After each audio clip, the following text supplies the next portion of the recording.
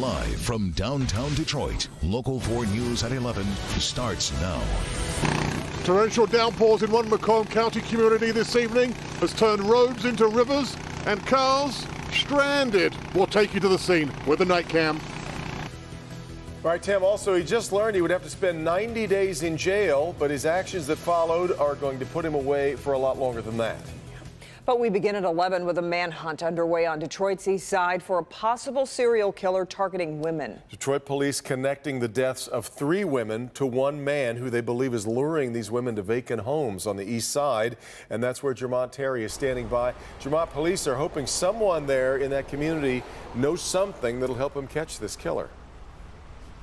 You're right, Devin, because tonight, Detroit police, they don't even have a description of this serial killer. And that's why they're asking people in this east side community to think back. Did you notice someone going inside the home in recent weeks?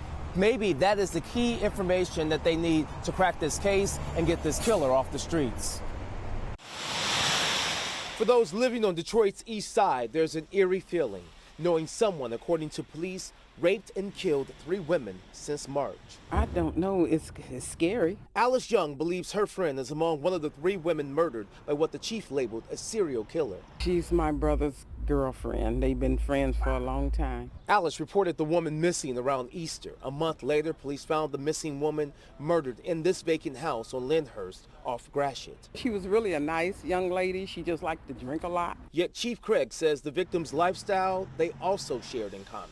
It seems like the suspect is targeting sex workers who engage in illicit sexual activity in vacant dwellings. Back in March, officers found the first woman's body in an abandoned house in Coventry.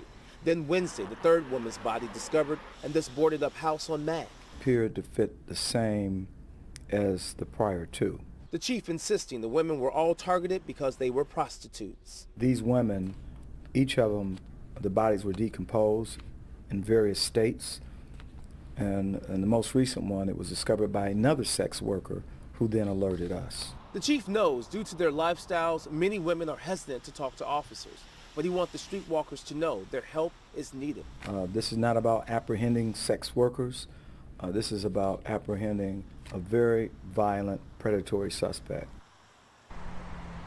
And a man that they want to get off the streets as soon as possible. Now, all 3 women, they were in their early to mid-50s, and police say they only know how the first woman died, and that was from blunt force trauma. The other 2, they are still waiting the exact cause of death because the bodies were in such badly decomposed conditions. Of course, if you know anything that can help police, you know what to do. Give them a call. Reporting live on the city's east side, Jermont Terry, Local 4. All right, let's hope someone does. All right, Jermont. Well, there will be no merger coming anytime soon between Fiat Chrysler and French automaker Renault. Tonight, FCA says it has withdrawn its offer. The news comes after Renault announced it was postponing a vote on the proposal based on a request from the French government. FCA, in turn, says it withdrew the offer because of political conditions in France. If the 2 companies would have successfully merged, it would have created the world's 3rd largest automaker. A half-dozen cars stranded by floodwaters tonight in St. Clair Shores. These drivers pretty much caught off guard when Jefferson basically turned into a river. Tim Pamplin had the night cam on the scene. It was just after the dinner hour when the rains started coming down in St. Clair Shores here, right on the edge of Lake St. Clair. As I zoom in here, you'll see the lake. Well, it appears the lake has made it on shore here. This is Jefferson, between 11 and 12 Mile. Torrential downpours made quick work of flooding out this intersection. I'm not going to go all the way until I can for sure sign it. That's the voice of a young driver, young William from Fraser. Well, that's the last time we saw his Dodge under its own steam. Tells me he only just got the car and his driver's license. First year, yeah. Did you learn a lesson? I mean, I thought I could send it, but yeah, I learned a lesson. Half a dozen cars became stranded in the floodwaters. The storms rolled in quickly, but certainly left their mark. That's the scene in St. Clair Shores tonight. With the night cam, Tim Pamplin, Local 4. one of so many places, Ben, where they just don't need any more water, and it has been a wet night for a lot of communities. It has been, but I'll tell you, that inch plus that they got there, the same amount fell elsewhere, but it had places to go. Yeah. That's the big difference. And when you zoom in on the southern end of Macomb County, yeah, it's one of the green bullseyes, especially that area where Tim was there between 11 and 12. There's Jefferson, and it's that light green shade there where the radar estimates 1.3 inches of rain fell today, and that was from a couple rounds of downpours that ran through there. Thank goodness it's all gone right now. And as we start out tomorrow morning, it's going to be seasonably cool, upper 50s walking out the door. We'll be up to 70 tomorrow. The humidity's gone. We don't have to worry about the rain, just a little bit of a light breeze. It's all coming together. We'll see how long this streak lasts coming up in a few minutes. Guys? It turned out to be a crime of opportunity. A Pontiac man gets sentenced and notices for just a moment there isn't anyone there to take him to jail, so he makes a run for it. Jason Colthorpe is live outside the courthouse in Rochester Hills, where this chase, I should say, happened on Tuesday. Jason, he decided he just wasn't going to jail today, I guess. Yeah, and when that happens, just in case, Kim, the sheriff's department likes to make sure there are a couple deputies there. But in this case, the judge felt telling this defendant after he'd been sentenced to go sit down in that chair over there and wait would be good enough. Nope. This Oakland County courtroom looks normal. There's a judge, a defendant, his attorney, but someone's missing, the court deputy. And this defendant was just sentenced to 90 days in jail. As the deputy walked in the courtroom, the guy spotted the deputy, and it was off to the races. Outside the courthouse, watch the right corner of your screen, and there he goes. He bolts across the street, and moments later, there's the deputy and a few more giving chase. The whole thing was over in 10 to 15 minutes. Officers were able to catch up to him in a wooded area and put the cuffs on him, but Sheriff Mike Bouchard says this could have turned dangerous. Lots of times police officers get killed with their own weapon if they lose a fight. Those are the kind of concerns that we have. An unarmed person isn't the same thing as not dangerous. And there is a protocol here that police say this judge didn't follow to give them a heads up when someone is being sent to jail and deputies are needed. We ask the judges to do that, but they run their own courtroom, so sometimes they do it before our deputy gets to the courtroom, and that's typically when we've had problems. When you average it out and look at the math, you think it's pretty stupid, because now you subjected yourself to more serious time in jail than what you were being sentenced on in the first place.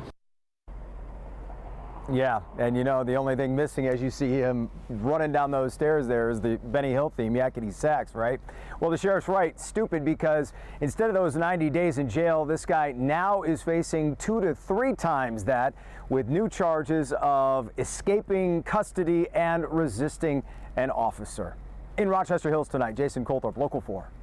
All right, Jason, let's dig back in now into our new Local 4 Detroit News poll, which shows us Michigan voters mostly approve of the job Governor Whitmer is doing thus far. 39% of voters say they have a favorable opinion of the governor. When it comes to job performance, 51%, slight majority of voters approve. That is a 13% jump from January, although, of course, she had just been sworn into that new job when that poll was taken. We've got much more to dive into, though. Tomorrow morning on Local 4 News Today, you're going to see where Michigan voters stand on the issue of abortion.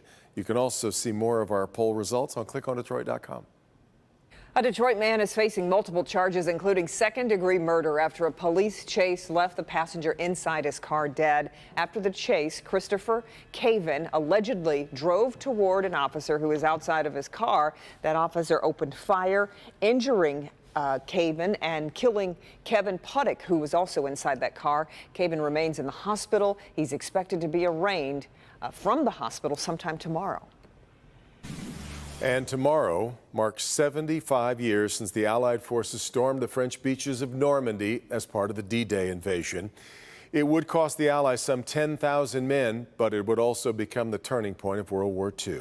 Tomorrow, President Trump will join with French President Emmanuel Macron to honor the day, to pay tribute to those who sacrificed their lives. Service is expected to begin around 5 a.m. our time, and we will have coverage throughout the morning from Normandy Beach on Local 4 News Today.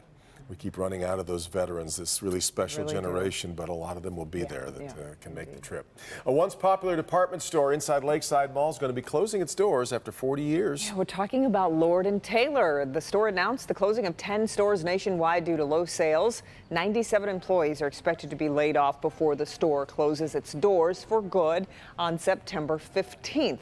The stores inside 12 Oaks Mall and Great Lakes Crossing, though, will remain open. Still ahead, it's been a popular childhood game for decades, but is it appropriate to play in school? We'll tell you why researchers are now arguing to get rid of dodgeball. And a suspected serial peeper arrested near Grand Rapids. New tonight, the Metro Detroit community where police believe he's committed similar crimes. Jamie. Forget J. Cole and Drake. I've got Kid J. If you ain't heard of me, you living under the floor. Shout out to Jamie Edmonds from Local 4.